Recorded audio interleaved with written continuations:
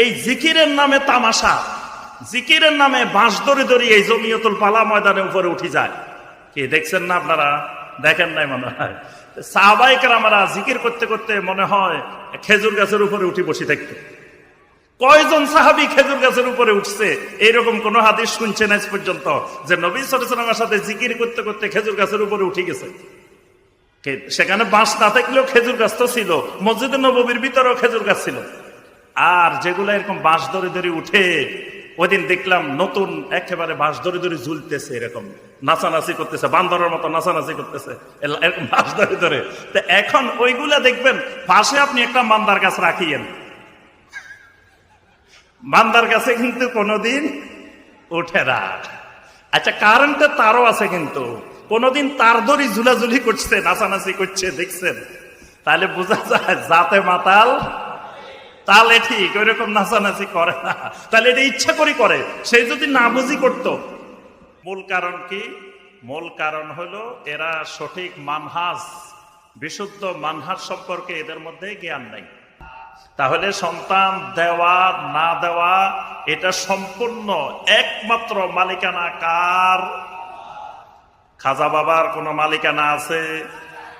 এখন আমার সাথে একজন ভাই গতবার উমরায়, রমাদানে উমরায় গেছে।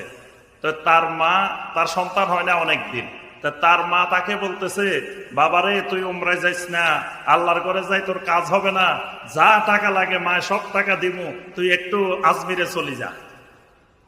ছেলে মেয়ের জন্য কোথায় চলি যা? একটু আজমিরে যা, আজমিরে খাজা বাবার কাছে গেলে তারপরে যাই তোর ছেলে মেয়ে হইব। তো দেখেন এই মহিলার বিশ্বাস, আল্লাহর ঘরে গেলে ছেলে মেয়ে পাওয়ার সম্ভাবনা নাই, উমরায় গেলে ছেলে মেয়ে পাওয়ার সম্ভাবনা নাই, আজমিরে গেলে ছেলে মেয়ে পাওয়ার সম্ভাবনা আছে। কারণ কি? কারণ আল্লাহর দন রাসূলকে দিয়া আল্লাহ গেছেন গায়েবে, তাহলে আল্লাহর কাছে আর কিচ্ছু নাই। নাউজুবিল্লাহ।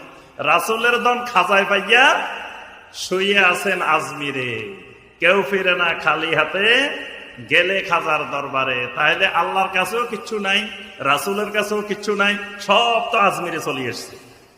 তাহলে ওই মহিলার আকীদা, মহিলার বিশ্বাস, ছেলে মেয়ে পাইতে হইলে আজমিরে যাওয়া লাগবে, আজমিরে ছাড়া অন্য কোথাও গেলে ছেলে মেয়ে পাওয়ার সম্ভাবনা নাই।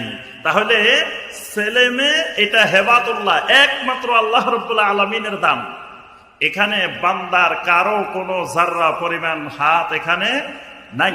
এই জিকিরের নামে তামাশা, জিকিরের নামে বাঁশ ধরে ধরে এই জমিয়তুল পালা ময়দানে উপরে উঠে যায়। কি দেখছেন না আপনারা? দেখেন নাই মনে হয়। সাহাবায়ে কেরামরা জিকির করতে করতে